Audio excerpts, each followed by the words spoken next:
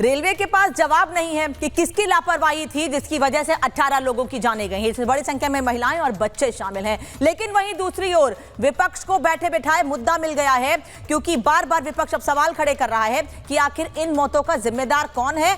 अब तो मांग यहां तक की जा रही है कि रेल मंत्री इस्तीफा दे दें। लालू यादव कह रहे हैं कि रेल मंत्री को इस्तीफा दे देना चाहिए, साथ ही वो कुंभ को लेकर भी विवादित बयान दे रहे हैं। लेकिन लालू यादव या अखिलेश यादव तो सवाल खड़े कर रहे हैं, उनसे जनता भी सवाल पूछ रही है कि क्या आपको मौतों पर राजनीति करने में मजा आता है? जो बार बार आप लोग मौतों पर राजनीति करते हैं, सवाल खड़े करते हैं, सांत्वना से दूर भागते हैं, लोगों से बातचीत नहीं करते, सिर्फ राजनीतिक रोटियां सेकते हैं। रिपोर्ट देखिए।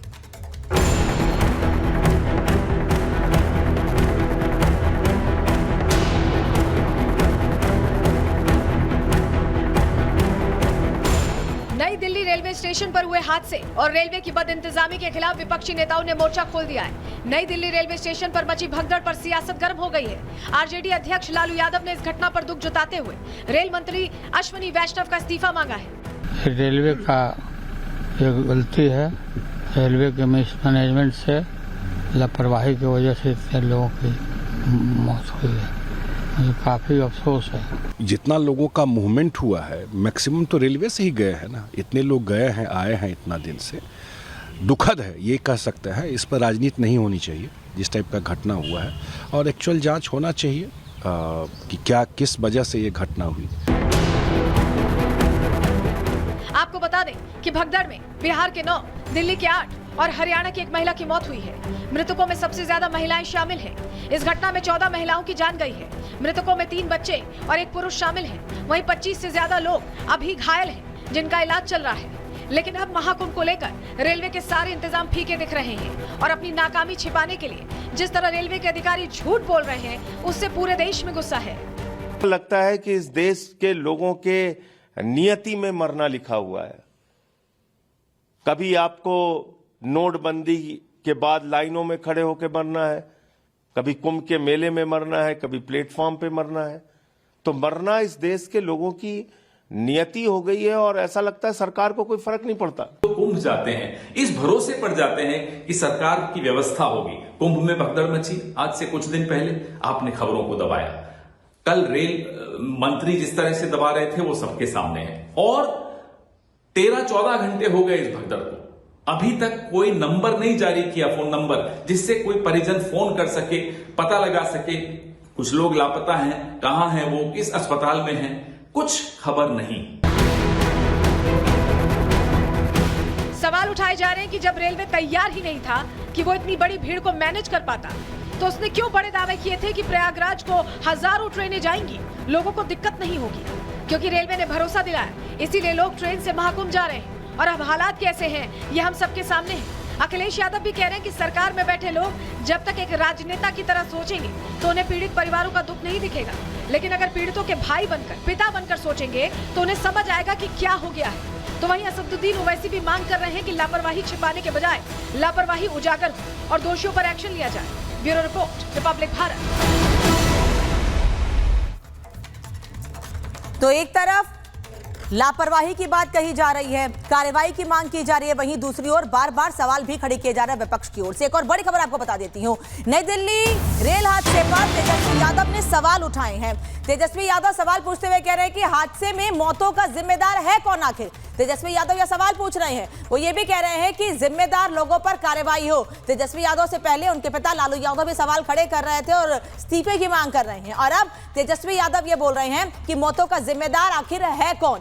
स्टेशन से लेकर घाट तक कुव्यवस्था है। तेजस्वी यादव ये कह रहे हैं स्टेशन से लेकर घाट तक इंतजाम प्रशासन को अच्छे करने चाहिए थे, लेकिन कहीं कोई इंतजाम नहीं किए गए हैं। गरीब श्रद्धालुओं की जाने जा रही है। तेजस्वी यादव का कहना है, क्या कहना है सुनिए। स्टेशन से लेकर के घाट तक लोगों की, हजारों लोगों की जो है मौतें हुई हैं, और पूरा देश और बिहार जानना चाहता है कि इन मौतों का जिम्मेवार कौन है दोषी। हजारों लोग जो हैं, श्रद्धालु जो हैं, वो मारे जा रहे हैं और सरकार को कोई चिंता नहीं है। सरकार केवल अपने पीआर में लगी हुई है। इंतजाम इतना अच्छा है।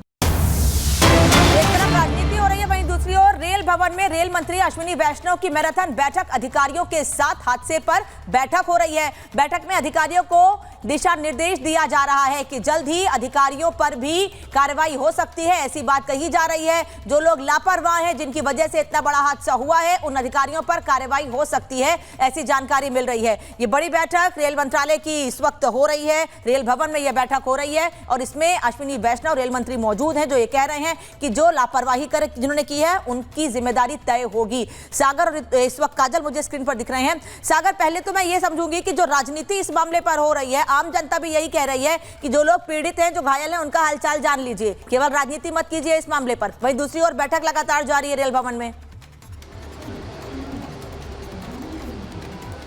देखिए बिल्कुल अनामिका, सुबह से लगातार बैठकों का दौर जारी है। बैठक में तय किया जा रहा है कि आखिर कैसे नई दिल्ली और देश के अन्य रेलवे स्टेशन पर सुरक्षा व्यवस्था बढ़ाई जाए। बहुत बड़ी तस्वीर आपको दिखा रहा हूं अनामिका। देखिए आज आरएएफ के हाथों में देखिए आंसू गैस के गोले हैं। ये आंसू गैस के जो गोले हैं अमूमन भीड़ को जो है नियंत्रित करने के लिए आपने देखा होगा जहां पर हालात बिगड़ते हैं वहां पर इस्तेमाल किया जाता है। इनके हाथों में आज एक्सप्लोसिव है, इसी का जो है इस्तेमाल करके देखिए आपने देखा होगा जब बड़ी बड़ी घटना होती है देश में तो वहां पर ये लोग इसका इस्तेमाल करते हैं ताकि हालात को कंट्रोल में किया जाए। आज नई दिल्ली पर आरएएफ के जवान अपने हाथों में ये भी लिए हुए हैं। ये देखिए प्लेटफॉर्म नंबर 12 की ये सीढ़ियां हैं जो कल बात की जो है घटना की गवाही आज भी चीख चीख कर दे रही है। जहां से लोग भागे थे यहीं पर लोगों के जूते चप्पल पड़े हुए थे, सुबह जिसको हटाया गया यहीं पर अचानक अनाउंसमेंट हुआ कि आपके लिए स्पेशल ट्रेन चलाई जा रही है प्रयागराज के लिए। और इसी प्लेटफॉर्म पर स्पेशल ट्रेन आनी थी जहां पर भगदड़ जैसे हालात पैदा हुए यहां पर ट्रेन में चढ़ने के लिए। और फिर देखिए शाम के समय यहां पर भीड़ अब बढ़ने लगी है। आरएएफ की जो टुकड़ियां हैं वो भीड़ को इस समय कंट्रोल में कर रही हैं।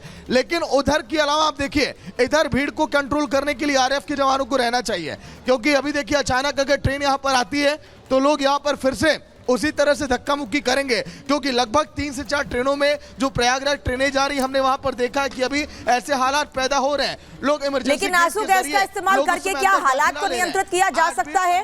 काजल, सवाल तो यही है कि आंसू गैस के गोले लेकर आरएएफ के जवानों को तैनात तो वहां कर दिया गया है।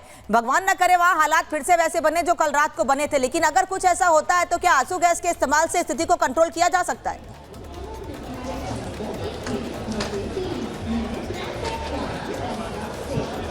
काजल जी बिल्कुल अनामिका, देखिए जिस तरीके से अब प्रशासन पूरी तरीके से अलर्ट है, तब तमाम तरीके की योजनाएं बना रही है, लेकिन अब उससे कोई फायदा नहीं है, क्योंकि हमने ये तस्वीरें पहले भी कुंभ में देखी थी और शायद हमें उससे सीख लेना चाहिए था, लेकिन हमने उससे सीख नहीं ली बल्कि उसी गलती को दोबारा हमने दोहरा दिया। दूसरी तरफ आपने देखा होगा आधिकारिक कई सारे बयान आ रहे हैं कि भीड़ जो है अनियंत्रित इसलिए हो गई क्योंकि किसी का पैर फिसल गया और गिर गया इंसान, इसलिए भीड़ जो है 4,00,000 की जो भीड़ थी वो अनियंत्रित हो गई। दूसरी तरफ ये कहा जा रहा है कि ट्रेन का नाम बदल दिया गया था जबकि सेम ट्रेनें थी, इसे लेकर लोगों में यह आशंकाएं आई कि ट्रेन छूट जाएगी, इसे लेकर तो तमाम देखिए इस तरीके की बयानबाजी की जा रही है। हालांकि इस बयानबाजी का अब कोई मतलब नहीं है, क्योंकि जब हमने देखा है अमूमन जब हमारे घर कोई काम होता है उसमें कोई 30 इंसान का इन्विटेशन होता है, उसमें 35 इंसान आते हैं, हमें अंदाजा हो जाता है उस चीज का कि अब 35 इंसान है उसको संभालना है। तो यहाँ पर अगर 4,000 की भीड़ थी, 10,000 की भीड़ को 5,000, 3,000 की भीड़ को 4,000 भीड़ हो गई, फिर भी प्रशासन को जरा भी भनक नहीं लगी। या फिर प्रशासन ने इतनी भीड़ को देखकर भीड़ की अनदेखी की प्रियंका। वहीं दूसरी ओर आंसू गैस के गोले लेकर तैनात कर दिए गए हैं वहां पर जवान। ऐसे लग रहा है कि वहां पर लोग हमले करने के लिए आ रहे हैं, लोग ट्रेन पकड़ने के लिए आ रहे हैं, उनको जाना है। लोग तो ये कह रहे हैं हमें कैसे भी ट्रेवल करके वहां पहुंचना है जहां हमने अपनी टिकट कटाई थी जहां के लिए, और वहां लोगों को रोकने के लिए, नियंत्रित करने के लिए आंसू गैस के गोले का इस्तेमाल करने की तैयारी की जा रही है। बिल्कुल, देखिए हैरानी होती है, हाथ में आंसू गैस के गोले ले लें, लठ ले लें या हथियार ले लें, इसका कोई फायदा नहीं है, क्योंकि आपको बता दें शनिवार को हर बार भीड़ होती है। फ्राइडे से जैसे ही वीकेंड शुरू होता है तब से भीड़ बढ़नी शुरू हो जाती है। अब इतना बड़ा हादसा देखने के बाद इतनी भारी तादाद में फिर से लोग पहुंचेंगे, इसकी उम्मीद करना मुझे लगता है कि थोड़ा सा इस वक्त ये प्रशासन की तरफ से भी थोड़ी सी नाजायज है। हालांकि इन आंसू गैस के गोलों से कुछ नहीं होता है, क्योंकि यहाँ कोई हमला करने नहीं आ रहा है, आप ठीक कह रही है, लेकिन व्यवस्था होनी चाहिए। आपको ऐसे रूट्स बनाने चाहिए कि एक जगह 100 से लेके 200 लोग आ पाए, उससे ज्यादा ना आए। ऐसे अलग अलग रूट्स अगर बनाए जाए, डाइवर्ट किया जाए कि भीड़ एक जगह इकट्ठा ना हो, स्टैम्पेड हो सकता है। ऐसी स्ट्रेटेजी के साथ अगर काम किया जाए, विदेशों में क्या होता है, देखिए अपने दर्शकों को बता दें, अगर प्लेटफॉर्म पे खड़े हैं तो अलग अलग कलर्स के हिसाब से मार्क कर दिया जाता है और वहां पर ये सेट होती है लिमिट कि इतने 20 से ज्यादा लोग वहां पर खड़े नहीं होंगे। ऐसी स्ट्रेटेजी अगर बनाई जाए कि 100 से ज्यादा लोग खड़े नहीं होंगे एक कलर कोड पर, उसके बाद दूसरे पर, तो ऐसे भीड़ इकट्ठा ही नहीं होगी। आज भले हम देख रहे हैं कि फोर्सेज है, आज हम देख रहे हैं कि पूरी एकदम मुस्तैदी के साथ टीम जुटी हुई है, लेकिन हमें जरूरत है कि हर रोज ऐसा, और जब पता लग रहा है कि महाकुंभ के लिए अब समय कम बचा है, हर वीकेंड में ज्यादा से ज्यादा बिल्कुल मुश्किल से 10 दिन का वक्त और बचा है। 26 तारीख को महाशिवरात्रि के दिन आखिरी स्नान है। ऐसे में लोगों को ये लग रहा है कि 8 से 10 दिन बचे हैं, जल्दी से जल्दी पहुंच के स्नान कर लें। पहले लोगों को ये लगा था कि बाद में जाएंगे तो भीड़ नहीं होगी, लेकिन कई लोग ये तैयारी करके बैठे थे कि बाद में भीड़ ना हो, इसलिए हम बाद में जाएंगे। इसलिए अब दबाव बढ़ता जा रहा है, भीड़ बढ़ती जा रही है, लेकिन तैयारियां कहीं भी रेलवे प्रशासन की नहीं दिख रही हैं। इसको